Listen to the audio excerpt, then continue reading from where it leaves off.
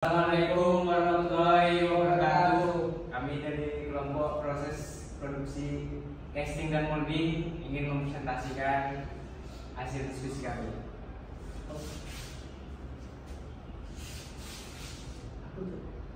Pengertian pengecoran casting. Pengecoran logam adalah suatu proses manufaktur yang menggunakan logam cair dan cetakan untuk menghasilkan bentuk yang mendekati bentuk geometri akhir produk jadi. Logam cair akan dituangkan atau ditekan ke dalam cetakan yang memiliki rongga cetak sesuai dengan bentuk atau desain yang diinginkan.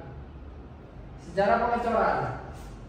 Hasil proses pengecoran dari bahan logam tertua yang pernah ditemukan adalah katak tembaga yang dibuat kira-kira tahun 3200 sebelum Masehi di Mesopotamia atau Irak di tahun 2800 sebelum Masehi. Proses pengecoran paling banyak berasal dari perunggu karena sifatnya lebih kaku dibandingkan emas. Perunggu dicetak menjadi alat dan senjata yang menunjang kejayaan bangsa Mesir di zaman itu. Adapun cetakan yang digunakan berasal dari batu yang bersifat permanen. Kemudian di tahun 1300 sebelum Masehi, bangsa Cina mulai menemukan cetakan pasir untuk pengecoran logam. 800 tahun kemudian, besi cor mulai diperkenalkan ke dunia untuk keperluan pertanian. Besi cor kemudian dialihfungsikan untuk keperluan militer di zaman dinasti Qin selama 300 tahun.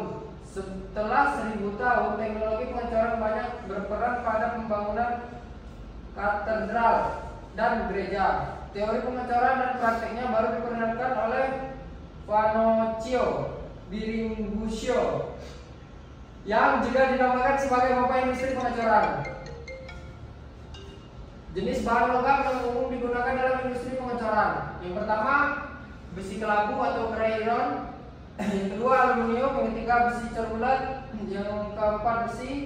Yang kelima, tembaga. Yang keenam, seng.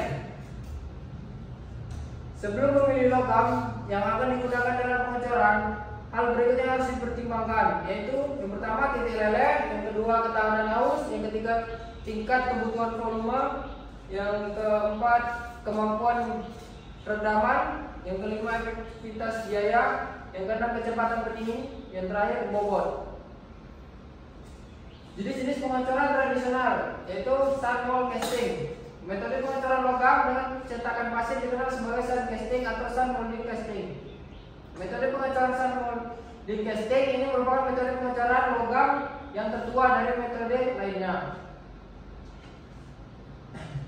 Selanjutnya, dry sand casting. Dry sand casting adalah metode pengecoran dengan pasir kering sebagai cetakan dengan proses yang sama seperti sand mold casting. Cetakan tersebut terbuat dari pasir kasar yang ditambah bahan pengikat organik.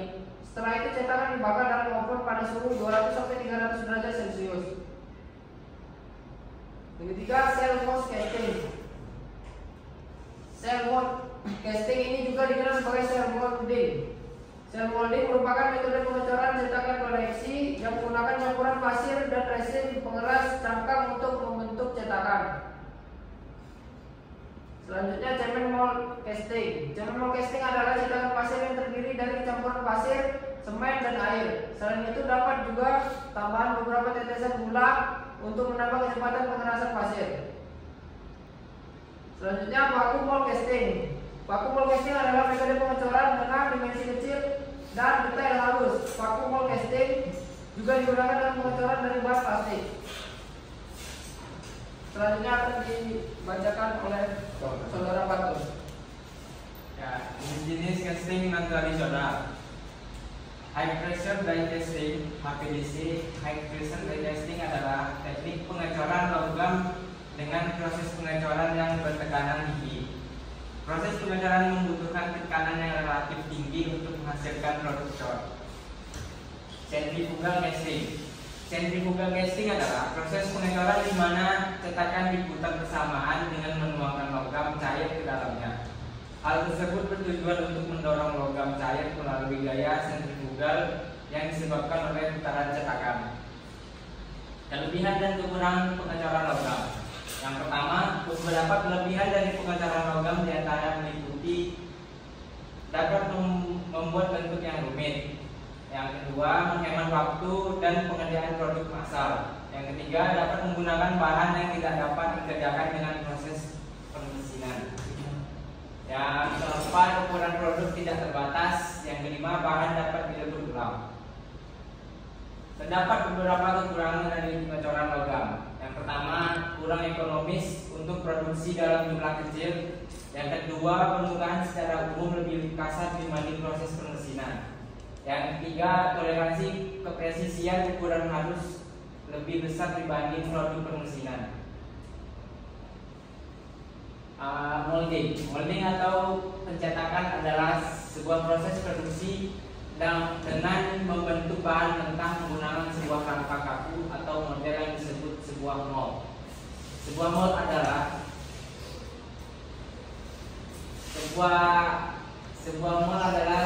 cetakan yang memiliki rongga di dalamnya yang akan diisi dengan material cair seperti plastik, gelas, atau logam. Cairan tersebut akan mengeras sesuai bentuk rongga di dalam mold. Jenis-jenis molding. Yang pertama, injeksi molding adalah metode pembentukan material termoplastik di mana material yang meleleh sekarang pemanasan diinjeksikan oleh plunger ke dalam cetakan yang didinginkan oleh air sehingga mengeras. Yang kemudian blow molding adalah proses manufaktur plastik untuk membuat produk-produk berlongga, di mana panison yang dihasilkan dari proses ekstruksi dikembangkan dalam cetakan oleh tekanan gas. Pada dasarnya, blow molding adalah pengembangan dari proses ekstruksi pipa dengan penambahan mekanisme cetakan dan peniupan. Pembentukan termal adalah proses pembentukan lembaran plastik termoset dengan pemanasan, kemudian diikuti pembentukan dengan cara pengisapan atau penekanan ke rongga mold. Plastik termoset tidak bisa diproses secara pembentukan termal karena pemanasan tidak bisa melunakan termoset akibat rantai tulang belakang molekulnya saling bersilangan. Contoh produk yang diproses secara pembentukan termal adalah nampan, biskuit, dan es krim. Kesimpulan dari diskusi kami, casting molding adalah proses pembuatan benda padat dengan cara melelehkan material dan kemudian cara melelehkan material tersebut dituangkan ke dalam cetakan yang memiliki bentuk sesuai dengan benda yang diinginkan. Proses casting molding dapat dilakukan dengan menggunakan berbagai macam material seperti logam, plastik, dan keramik. Proses casting molding digunakan dalam berbagai industri seperti industri otomotif, industri elektronik, dan industri perhiasan. Sekian dari kami. Sekian presentasi kami. Lebih dan kurang kami minta maaf. Wassalamualaikum warahmatullahi wabarakatuh.